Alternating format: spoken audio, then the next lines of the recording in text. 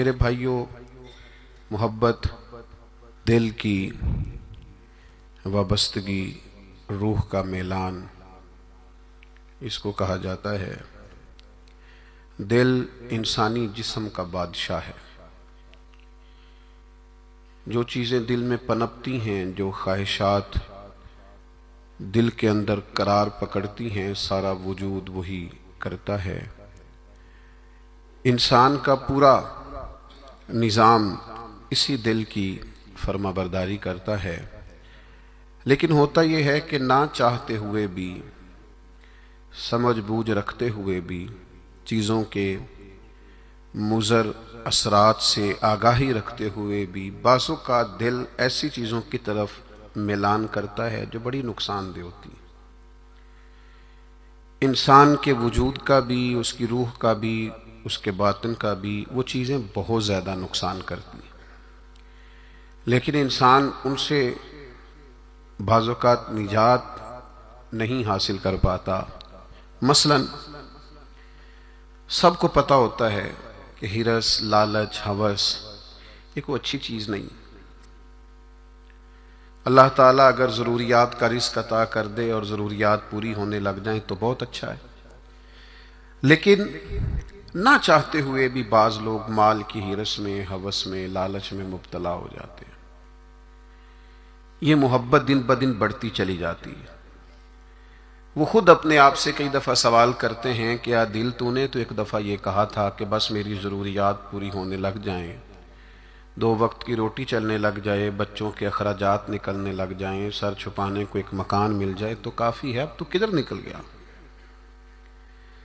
लेकिन बहुत सारा उससे बढ़कर अल्लाह ने फजल कर दिया, ख्वाहिश से बढ़कर अता कर दिया, लेकिन कहीं ठहराव नहीं हो पा रहा, दिल रुक नहीं रहा।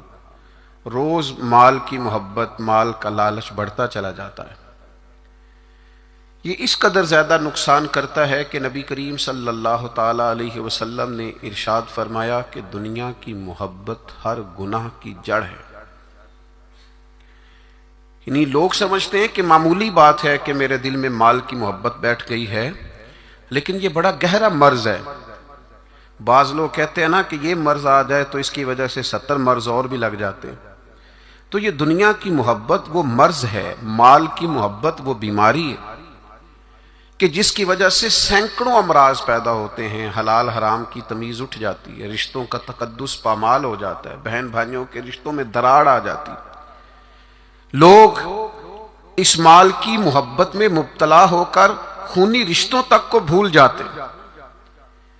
तो अगर मोहब्बत को सही रास्ता ना मिला, ये मोहब्बत, मोहब्बत इलाही और मोहब्बत रसूल सल्लल्लाहु ताला अलैहि वसल्लम के खूबसूरत उन्वानात की आदी ना हुई, तो फिर याद रखिएगा कि माल की मोहब्बत तो पूरे तौर पर उजाड़ देगी, अंदर को तबाह कर देगी। एक दूसरी मोहब्बत बड़ा नुकसान करती है, वो है शोहरत की मोहब्बत। मैं चाहा जाऊं, मेरी शोहरत हो जाए, लोग मुझे जाने, कोई ऐसा तरीका अपनाऊं जिसकी वजह से दुनिया के अंदर फेमस हो जाऊं, लोग मेरा नाम लेने लगे। आप यकीन करें, सोशल मीडिया के ऊपर बड़े बड़े वज़ादार, बड़े बड़े बारिश लोग, बड़े बड़े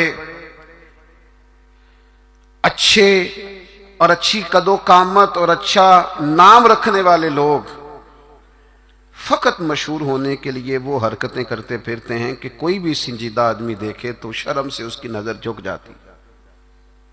ये शोहरत, इसका लालच, ये शोहरत की तलब और शोहरत हासिल करने के लिए ऐसे खतरनाक तरीकों का हुसूल, शोहरत हासिल करने के लिए ऐसे कमजोर और ऐसे अखलाक से गिरे हुए रवैये का अंदाज तबाह कर दिया इसने दुनिया को, उजाड़ के रख दिया है लोगों को। आप यकीन करें, अच्छे भले समझदार लोग थे, अच्छे भले मामला फहम लोग थे, उलझ गए हैं। ज़हन बन गया है कि बस जो कुछ है वो यही शोहरत ही है। ओ मेरे भाइयों सुनो, हजरत मौला अली शेर खुदा फरमाते हैं, मुसन्नफ इब्न अबी शैबा में मौजूद है, हजरत मौला कायनात फरमाते हैं उसे मुबारक हो जिसे थोड़े लोग जानते हैं। वो काबिले मुबारकबाद है जिसका तारुफ कम लोगों में, जिसको जरा ज्यादा लोगों में जिसकी शनाख्त नहीं है। मेरे भाई, आप कभी उन लोगों से पूछ कर तो देखो, उनसे कभी मुलाकात तो करो जो बड़े मशहूर हो गए। कभी उनकी तन्हाई में उनके पास तो बैठो, उनसे पूछो तो सही। इस शोहरत के सबब से उन्हें कुछ ऐसे काम भी करना पड़ते हैं जो वो करना नहीं चाहते। उन्हें कुछ ऐसे रस्तों से भी गुजरना पड़ता है जहां से गुजरने का कभी उन्होंने सोचा भी ना था। वो तो चाहते थे कि कोई तन्हाई होती, कुरान मजीद का नुस्खा होता, 500 दाने वाली तस्बीह होती, कहीं मुसल्ले का नूर होता, दिल में हो याद तेरी, गोशाए तन्हाई हो, फिर तो खलवत में अजब अंजुमन आराई हो। दिल चाहता था, लेकिन ये शोहरत, इसकी तलब। हां, एक बात है, अगर आप शोहरत चाहते हैं, मारूफ होना चाहते हैं, मशहूर होना चाहते हैं, बहुत सारे लोगों में चाहते हैं कि आपका नाम सुनहरी हुरूफ से हो और ज्यादा लोग आपको जाने पहचाने, तो कुरान मजीद ने नुस्खा दिया है। फरमाया इन्नल्लज़ीना आमनू व आमिलुस्सालिहाति सयजअलु लहुमुर रहमानु वुद्दा। जो ईमान लाने के बाद नेक अमल करेगा, रब लोगों के दिलों में मोहब्बत पैदा फरमा देगा। रहमान ऐसा माहौल बना देगा कि उन लोगों के दिलों में, अल्लाह ताला लोगों के दिलों में उस बंदे की मोहब्बत पैदा कर देगा। एक और मोहब्बत होती है, औलाद की मोहब्बत। बड़ी अच्छी मोहब्बत है, होनी चाहिए। लेकिन अगर यही औलाद शरीयत के रास्ते में आने लगे, अगर यही औलाद इस तरह का रवैया इख्तियार होने लगे कि आपको उसकी खातर हलाल हराम की तमीज भूलना पड़े, या औलाद कहीं रुकावट बने शरीयत की राह में, तो फिर कुरान मजीद ने कहा इन्नमा अम्वालुकुम व औलादुकुम फितना। फिर ये तुम्हारे लिए आजमाइश है। फिर तुम्हें थोड़ा गौर करना पड़ेगा, तुम्हें फिर देखना पड़ेगा, फिर तुम्हें तवज्जो करनी पड़ेगी कि कहीं अल्लाह रसूल के रास्ते में तो नहीं आ रही। हज़रत अबू बकर सिद्दीक रज़ी अल्लाह तआला अन्हु के बेटे ने एक दफा कहा था कि अब्बा जी, मुसलमान होने से पहले जब बदर के दिन मैं कुफार की तरफ से लड़ते हुए आ रहा था तो आप मेरी तलवार की ज़द में आ गए थे। मैं आपको कत्ल कर सकता था, पर मैंने बाप समझ करके छोड़ दिया।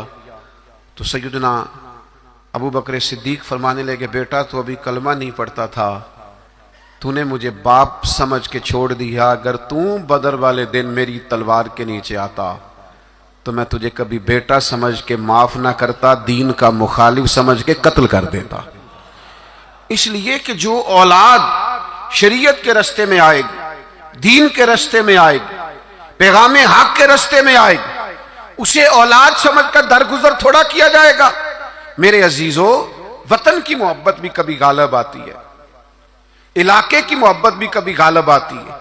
इंसान जहां पैदा होता है, जहां जवान होता है, जहां वक्त गुजारता है, जहां उसके अहबाब होते हैं, जहां उसकी दोस्तियां होती हैं, जहां उसके ताल्लुकात होते हैं, वो मोहब्बत भी कभी गालिब आती है। लेकिन याद रखना, सारा कुछ ही मक्का मुकरमा में मौजूद था। वहीं पैदा हुए थे सहाबा, वहीं दोस्तियां थीं, ताल्लुक थे, रिश्तेदारियां थीं। लेकिन जब पता चला ना कि महबूब को मदीना पसंद है, तो फिर किसी ने भी वतन से प्यार नहीं किया, मोहम्मद अरबी के शहर से मोहब्बत फरमाई है। आप इन सारी मोहब्बतों को गिनते जाएं, वो दौलत की हो, वो शोहरत की हो, वो इख्तदार की हो, वो औलाद की हो, वो मोहब्बत आपके लिए वतन की मोहब्बत हो, ये सारी मोहब्बतें कुर्बान की जाएंगी। लेकिन अगर किसी मोहब्बत को हासिल किया जाएगा तो वो अल्लाह रसूल की मोहब्बत